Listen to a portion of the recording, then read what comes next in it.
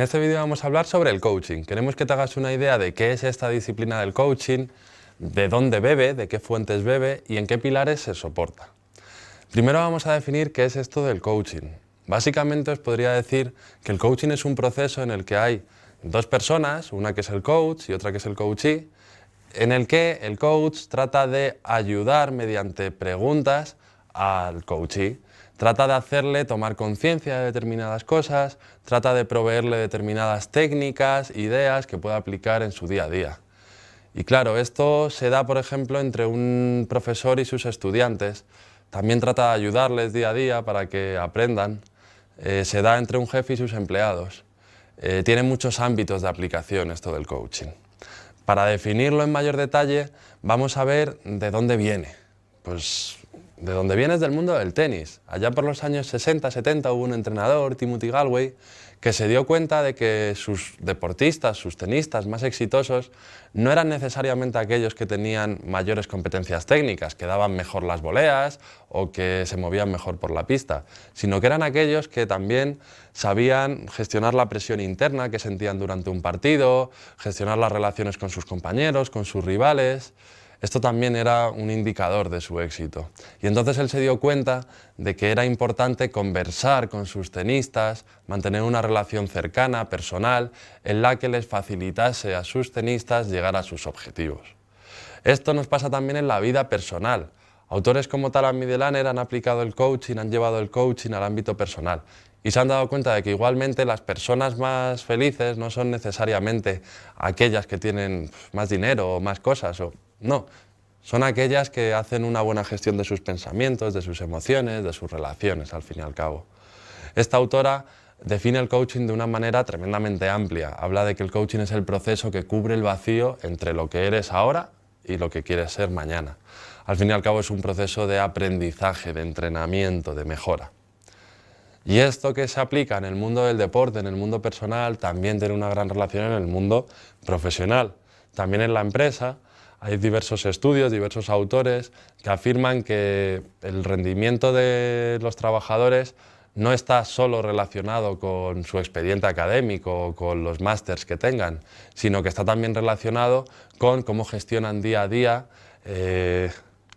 sus pensamientos, sus sentimientos, sus relaciones con los demás, al fin y al cabo. Fijaros que estamos hablando de unas competencias más transversales que técnicas, al fin y al cabo. Autores como John Whitmore hablan de que el coaching es un proceso en el que el coach, que puede ser un profesor, que puede ser un jefe, ayuda a sus estudiantes, a sus trabajadores, a liberar todo su potencial, a dar lo mejor de sí mismo, a incrementar al máximo su desempeño. Consiste básicamente en ayudarle a aprender más que en enseñarle técnicamente, ¿sí? Nos quedamos aquí con una idea de qué es el coaching y lo vamos a terminar de entender cuando veamos las fuentes de las que se nutre el coaching y los pilares en los que se soporta. ¿Cuáles son estas fuentes? Pues muy resumidamente, podríais estudiar más en la literatura, podemos ver que el coaching nace de la filosofía, en primer lugar, desde mi punto de vista personalmente, también de la psicología en gran medida, del management y de otras ciencias. Dentro de la filosofía es fundamental, si hablamos de coaching, hablar de Sócrates y del arte de la mayéutica, el arte de conversar, el arte de hacer que, en base a preguntas, una persona tome conciencia de las verdades de la vida, al fin y al cabo. También la filosofía existencialista de Nietzsche o la ontología del lenguaje de Rafael Echeverría nos dan ideas que aportan un marco conceptual, un marco filosófico al coaching.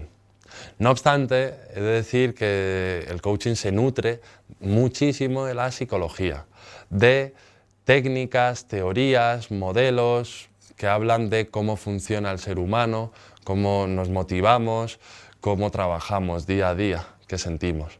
El humanismo de Carl Rogers es el exponente principal, la rama de la psicología que más impregna, que más baña la disciplina del coaching, aunque también la logoterapia de Viktor Frankl o la psicología cognitiva, la psicoterapia cognitiva, también tiene grandes aportaciones.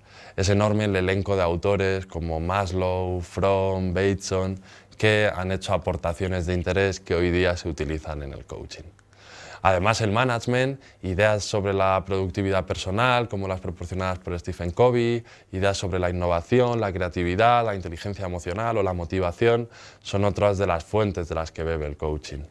Ya por último, hay otras ciencias que lateralmente también pueden llegar a tocar, que es esto del coaching, como la física cuántica, la biología del conocimiento, la lingüística, la teoría de sistemas. No obstante, esperamos que te quedes con las ideas principales. El coaching viene principalmente de la filosofía y de la psicología. También tiene nociones, ideas sobre el management, ideas sobre otras ciencias, pero principalmente es mucho de psicología, mucho de filosofía. Sabiendo esto, vamos a estudiar cuáles son los pilares fundamentales dentro del coaching. Por un lado, el aprendizaje. Un proceso de coaching es aprendizaje, básicamente. Además, la gestión del cambio. Tanto los cambios que deseamos como aquellos que nos vienen impuestos y no hemos deseado, pero necesitamos adaptarnos a ellos.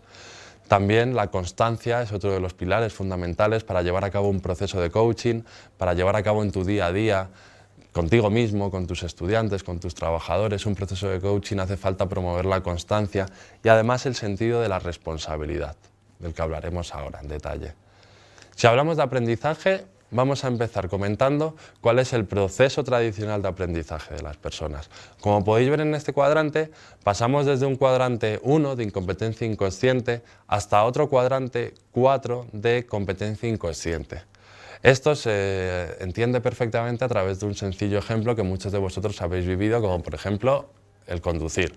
Cuando tú eres un niño pequeño, tú no sabes que no sabes conducir, estás en un estado 1, no sabes que puedes conducir, que hay una cosa que es conducir. Sin embargo, vas creciendo y caes en la cuenta de que tus padres saben coger el volante, pisar unos pedales y llegáis a Benidorm. Te das cuenta de eso. Entonces es cuando estás ya en un estado de incompetencia consciente. Ahora ya sabes que no sabes. Entonces ya vas creciendo y te apuntas a la autoescuela. Y empieza un entrenamiento en el que, bueno, pues estudias teóricamente, luego vas manejando en las prácticas un coche y, bueno, empiezas a estar en un estado de competencia consciente. Sé que sé. Sin embargo, acuérdate cuando aprendiste a conducir. Llegabas a una rotonda y tenías que estar pendiente de las marchas, de los espejos, de otros coches, de los intermitentes. ¡Uf, qué lío!, ¿verdad?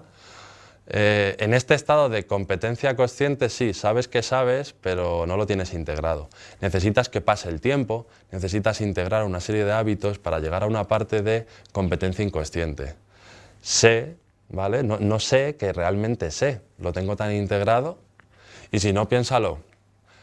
¿Cómo se ata uno un cordón?